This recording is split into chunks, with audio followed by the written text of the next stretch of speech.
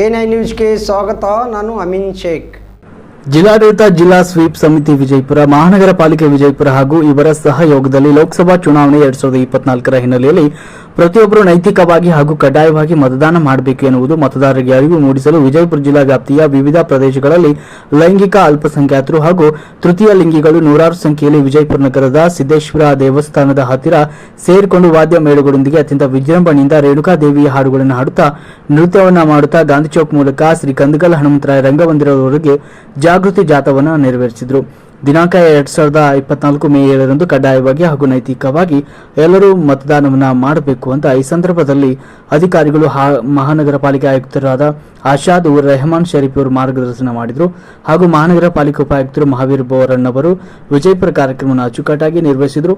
Sweep ಸಮಿತಿಯ nodal ಅಧಿಕಾರಿಗಳಾದ CR Mundargi, ಜಿಲ್ಲಾ ಪಂಚಾಯತ್ ಯೋಜನಾ ಅಂದಾಜು ಮತ್ತು ಮೌಲ್ಯ ಮಾಪನ ಅಧಿಕಾರಿಗಳಾದ A B Lapur, Vijayapura taluk panchayat EO K Hongayya, Rajashekhar Daivadi, ಜಿಲ್ಲಾಧಿಕಾರಿಗಳು, ವಿಕಲಚೇತನರ ಹಾಗೂ ಹಿರಿಯ ನಾಗರಿಕರ ಸಬಲೀಕರಣ ಇಲಾಖೆ ವಿಜಯಪುರ ಮತದಾರರು ಭಾಗವಹಿಸಿದರು.